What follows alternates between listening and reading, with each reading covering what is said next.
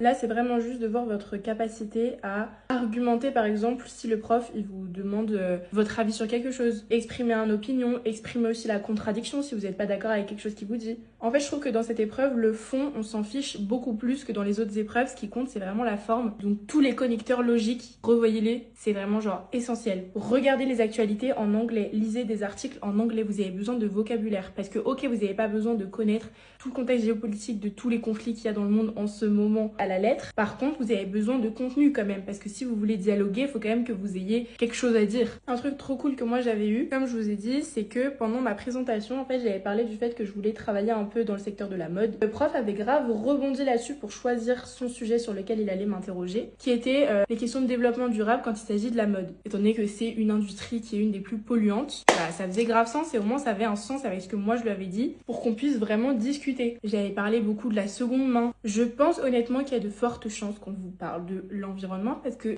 tout ce qui est sustainable, etc., c'est hyper important dans les écoles parce que maintenant ça devient vraiment impératif et au cœur des débats dans les entreprises. Ils aiment bien d'un coup être hyper RSE, etc. Le développement durable et aussi les intelligences artificielles, ils adorent ça. Franchement, ceux qui ont fait spé littérature anglaise, c'est votre moment de briller. J'ai eu 18 à cette orale. Honnêtement, grâce à ma spé, on était tellement habitués à faire nos commentaires de texte. Tu lis des livres, tu fais des commentaires de texte, tu fais des dissertations. Du coup, bah, on a beaucoup de vocabulaire pour éviter les répétitions quand on écrit 3 copies doubles. Essayez au mieux de faire un effort sur votre accent. En soi, si vous avez un accent très français, c'est pas grave du tout. Mais c'est juste que si vous ne faites pas d'effort du tout sur l'accent parce que vous êtes gêné, parce que vous êtes timide, ça va se voir. Ils vont pas du tout vous noter sur votre accent, mais sur l'effort que vous y mettez. Une chose rassurante que je peux vous dire, c'est que là où je dis que pour moi, c'est pas l'oral le plus décisif et le plus compliqué, c'est que si vous avez eu une super note aux écrits et une super note à votre autre oral, et même si vous avez une note catastrophique à votre oral d'anglais, je connais pas mal de personnes qui ont quand même été prises parce que